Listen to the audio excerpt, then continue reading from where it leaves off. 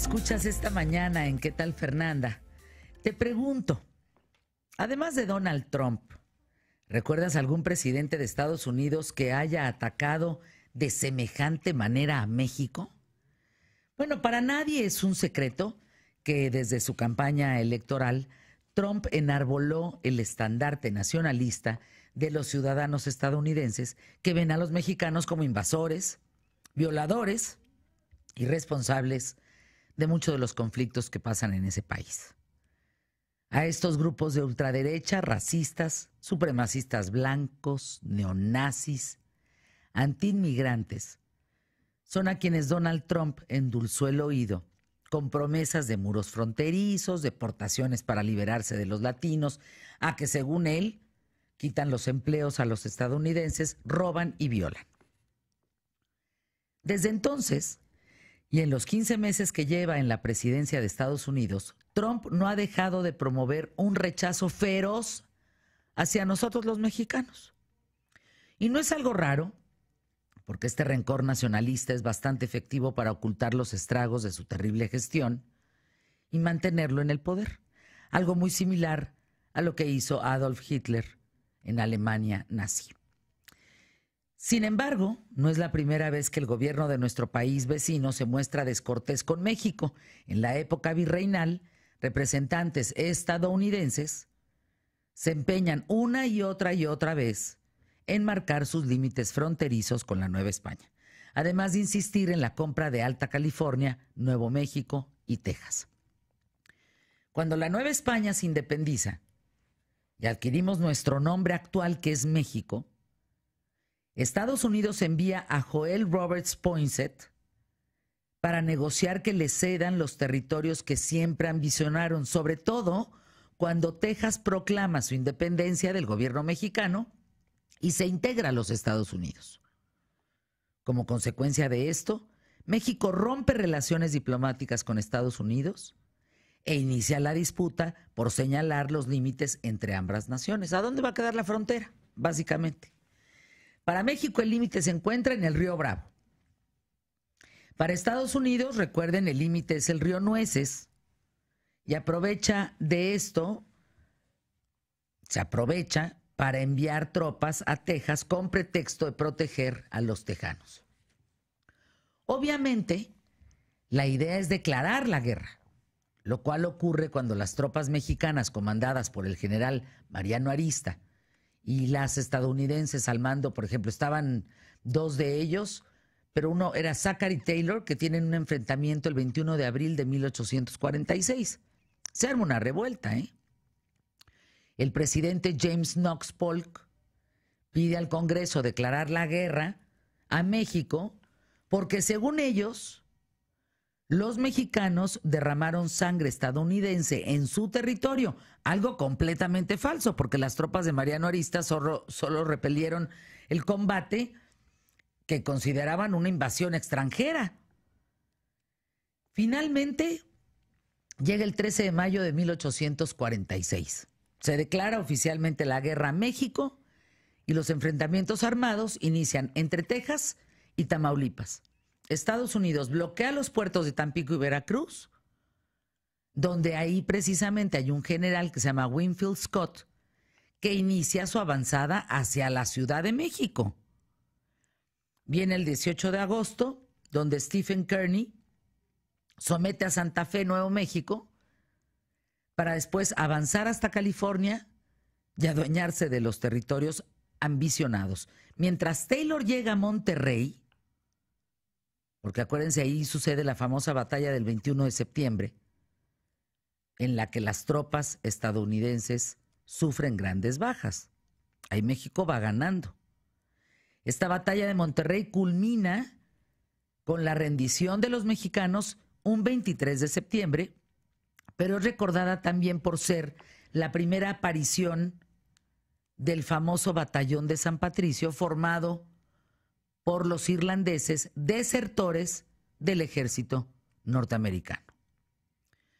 En la batalla de la Angostura, las tropas de Taylor se enfrentan al general Antonio López de Santana.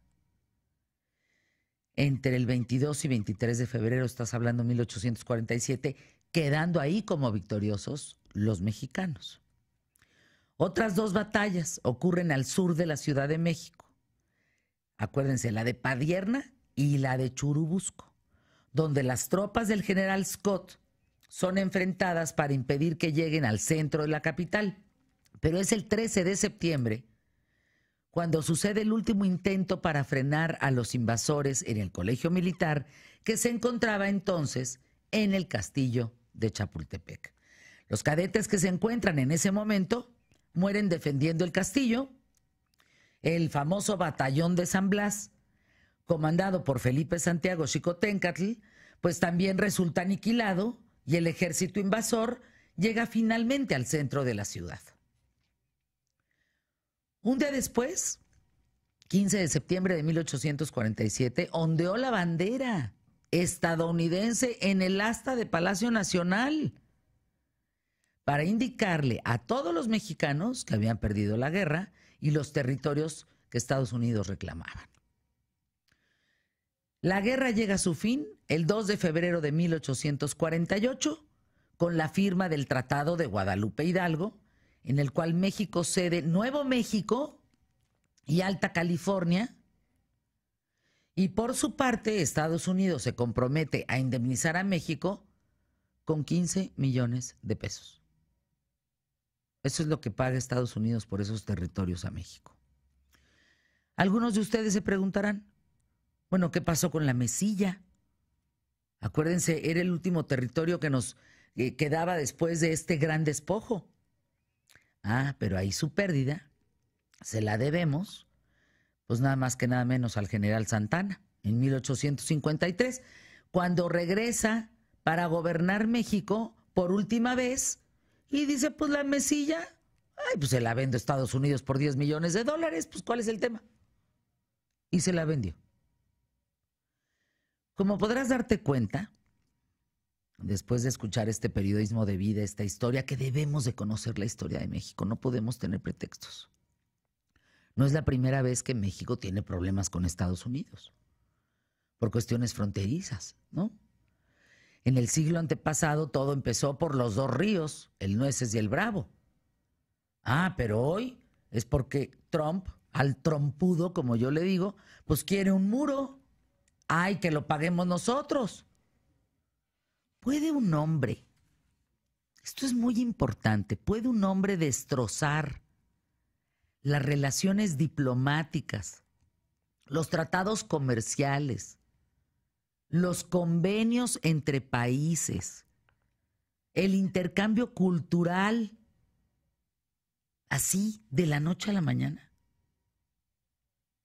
Acuérdense el problemón que tuvimos, por ejemplo, con Francia. Acuérdense el problemón que tuvimos con Cuba. Estados Unidos. No es la primera vez que nos enfrentamos a esto. La pregunta es, ¿puede un hombre? Sí. Pues vean la historia. Claro que puede un hombre destrozar las relaciones diplomáticas, los tratados comerciales, el intercambio cultural. Claro que puede. ¿Cómo alguien como Donald Trump llega a la presidencia de Estados Unidos?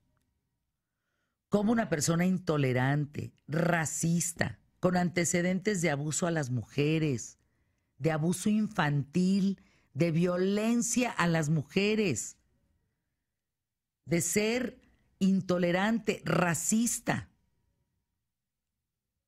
con problemas mentales, asegurado esto por sus médicos, un hombre que toma muchas pastillas, no nada más para que le crezca el pelo, pues? ¿Cómo es posible que llegue? Que es elegido presidente del país más poderoso del mundo.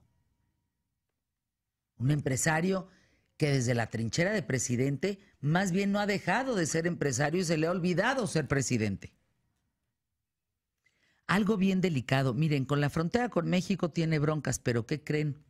Esa decisión de los tratos nucleares con Irán, romper ese acuerdo con Irán a final de mes, como ya lo amenazó, puede traer una guerra nuclear.